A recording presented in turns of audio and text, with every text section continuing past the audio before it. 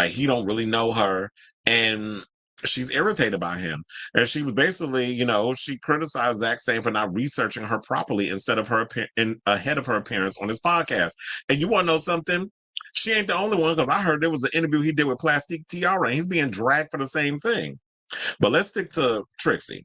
Now, at this point, if you don't know who Trixie Mattel is, then that's a conscious decision. For anyone in that camp, though, here's a quick rundown. She first appeared on the seventh season of RuPaul's Drag Race before returning to win All Stars 3 years later.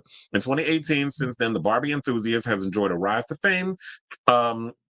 Fame's profile has been bolstered by an iconic YouTube channel, a makeup company, as in Trixie's Cosmetics, several TV shows, and a podcast of sold-out tours with frequent collaborator Katya, and that's just off the top of our head. Shout out to Pink News for this story, by the way.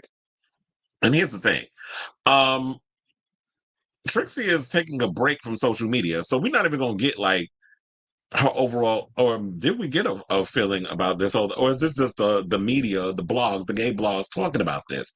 Because I don't think she's mentioned this. I think maybe she mentioned on the Pit Stop episode, and I don't know how far along that they record that, but Trixie did say, when we recently talked about it, she said she's taking a break from the industry for now and social media. So now, while hosting RuPaul's Drag Race recap show The Pit Stop for the 8th episode of All Stars 9, Trixie spoke to seminal Pink fan and Tia Kofi's arch rival, Thorgy Thor, about a horrible interview, and it became apparent that she was referencing to her recent appearance opposite YouTuber Zach Sang.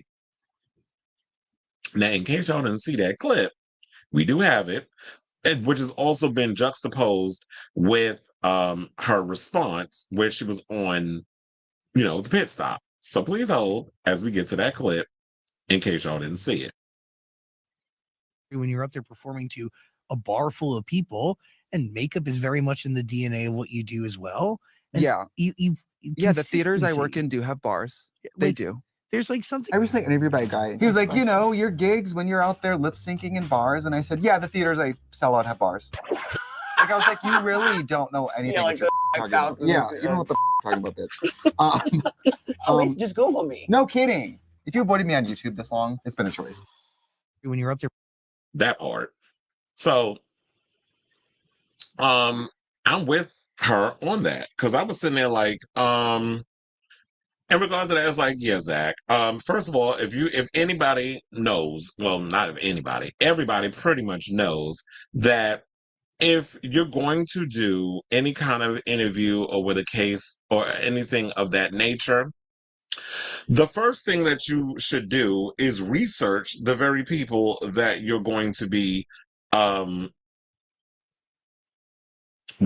doing a interview on. Like, we all have to dig, we all have to look into the people that we interview and that sort of thing, and we need to know who the hell we talking about before we get on the line and actually start interviewing, start talking. Like, we don't just get up on it and just start randomly saying shit. You know who used to do that? Larry King. That's why I used to hate Larry King's interviews, because Larry King used to be the type of person that would get up on there and would interview people and wouldn't know a damn thing about the celebrities, and the celebrities spend more time up there just trying to remind him of who they are versus him doing a research. And I hate, don't go in blind. Like, at least have some type of information on the people you're interviewing. And to me, maybe with him doing that to Trixie, and also with people saying the Plastic Tiara when he interviewed her, maybe he's someone who is not well equipped to know about drag queens. Maybe you should have just had Joseph Shepard up there interviewing. But then again, Joseph Shepard has pretty much interviewed every drag queen under the sun.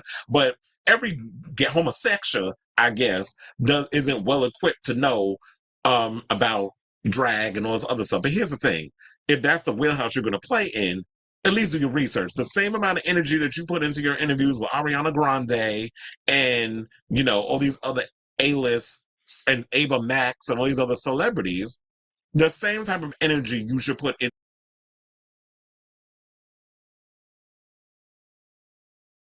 Rick Ross is 48 years old.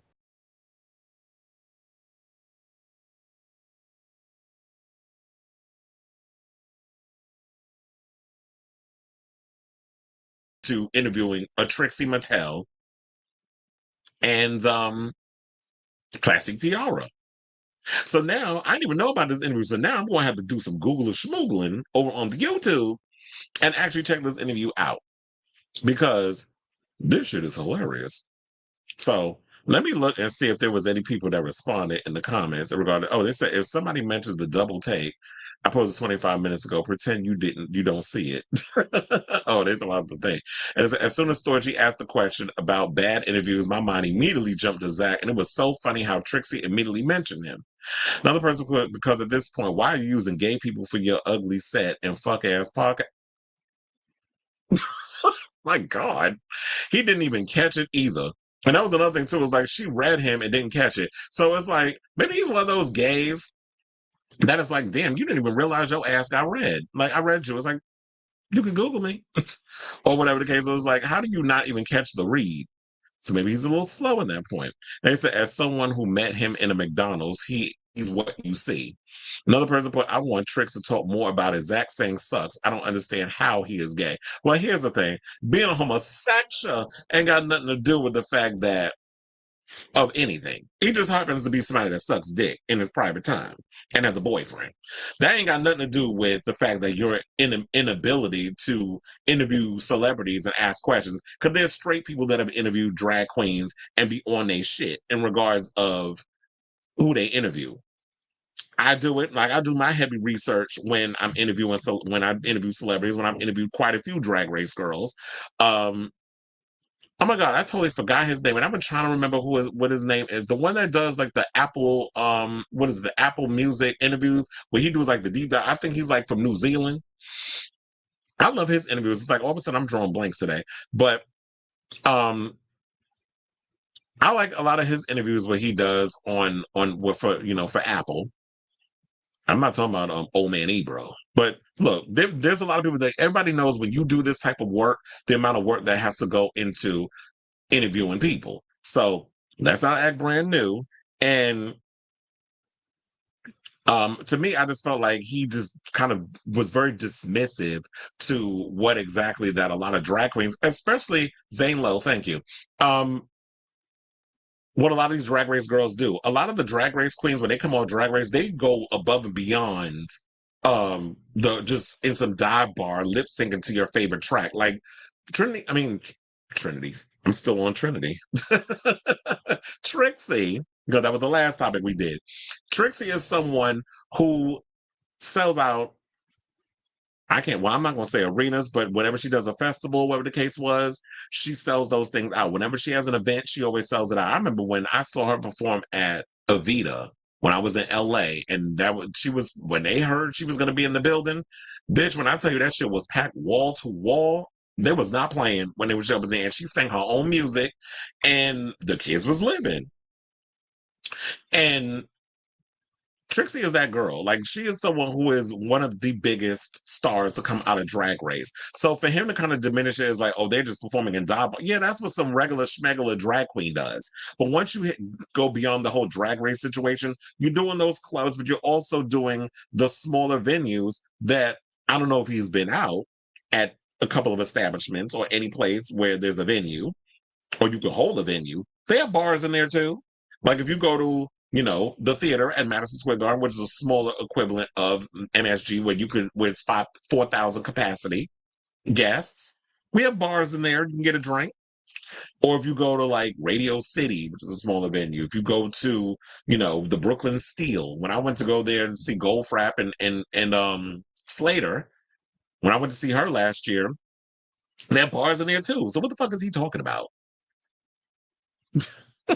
I'm reading Onyx comment that said, Zane Lowe, his interviews are good, but his talking puts me to sleep. But yeah, because he's very much like it feels much like pull out your chakras, like I'm gonna go like I'm like it's very meditative the way he does a lot of his interviewing style. I like a little more pizzazz and excitement in my interviews, which is why I try to bring that when I interview people. Or when I need to get into my Barbara Walters bag, which I did when I talked to Danny McGarrigle when I interviewed him about the whole Shangela situation. I had to channel my inner Barbara Walters and be serious. So, yeah, it's annoying when people who interview when y'all don't even talk about that. Somebody also wrote they didn't even realize he was didn't even realize he was gagged. Are you saying gagged or gay? The guy never researches his guests, can't be bothered to even read a wiki page, literally not even doing the bare minimum. Well, I guess maybe I never paid attention to Zach Sang's interviewing style like that. But now that everybody brings this up, I may have to start really paying attention to the way he interviews and all that other stuff. But anyway, in regards to this situation, let me know what you guys think of this story down below.